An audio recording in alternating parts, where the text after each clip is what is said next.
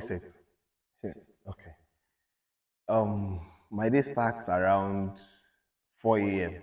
for me personally, because I am not too much of a sleeper like that. As a farmer, once you leave your field, the next thing you do is give yourself enough rest for the next day. So once I've had my enough rest, I wake up around 4 a.m. the next day, and my day starts around 4 a.m. Between 4 a.m. and 6 a.m., I am already set for the day's work. Okay, let's take habanero for our example. Pepper, let me use the general word which people know. Pepper, let me use that as an example.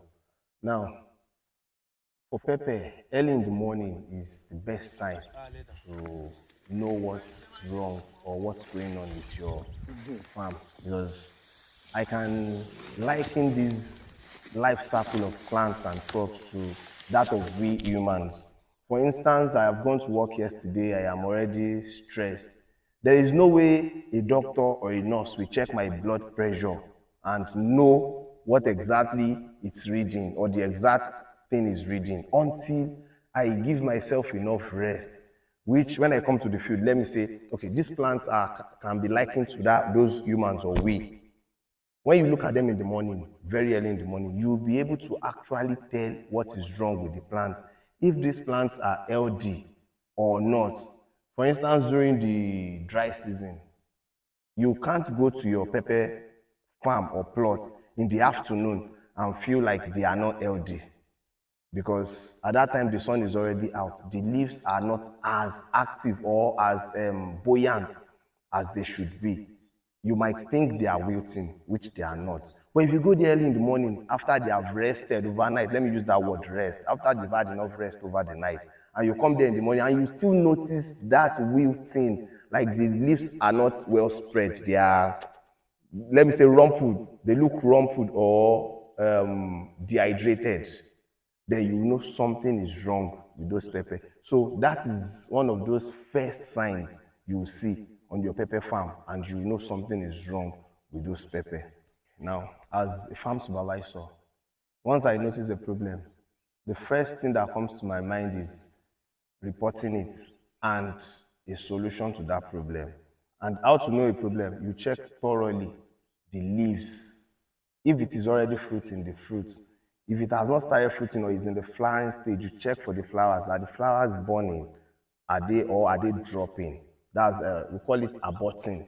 If the plant is aborting the flowers, or the flowers are getting brownish, which is burning. So once you identify things like that, then you report to the appropriate authority what you have seen when you were scouting the field. After my own scouting in the morning, and I find anything that needs urgent attention on the farm, the first person I tell is the agronomist. Very, very, very fast. The problem doesn't have to get too noticeable before we fix it. So as soon as I report the issue, we swing into action, and the right authorities take everything up. Let's say a crop has actually surprised me, which happened to be a pepper that is in its second year and is still fruiting as if it was just, it just got to the peak of its what's it called, of its life cycle. Although peppers still produce in the second year,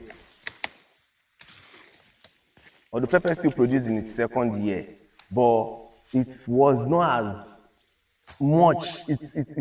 What I saw in that stand was more than what I expected, because it was flourishing and looking as if nothing ever happened to it, or it has just started its life cycle. So when I saw the crop, I was very, very surprised and it stood out in the field among others. It really stood out and surprised me. Instinct. Well, let's say it's a 50-50. When you need to be practical, you don't go by the book. And when you don't need to act alone, you need to consult, or you go back to your drawing board and use your experience. And those experiences are not gathered in a day. they are gathered over years of being on the field, monitoring these crops, having experiences in weed control, pest and diseases control. So those are the things that brings about that experience. It is not just something you just wake up one day and you feel like you've read it in the book and you bring it to the field. It causes havoc. It makes, that's one of those things that makes some crops fail. But when you've had experiences and you've had some encounters which you overcame, now you go back to those days. Okay, when so thing happened in so year, how did this start? What were the things I saw then? I think this is related to what I saw the other time. Then that is how you, for instance, you will be in the field for, when you've been in the field for years, there are things you see on plants and you don't need a soothsayer to tell you this is what is wrong with these plants.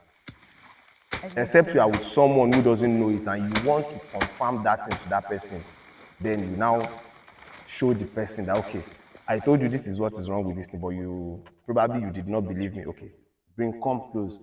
When you see this, it's a result of this. When this is happening, this is the result. And that's how it has always been.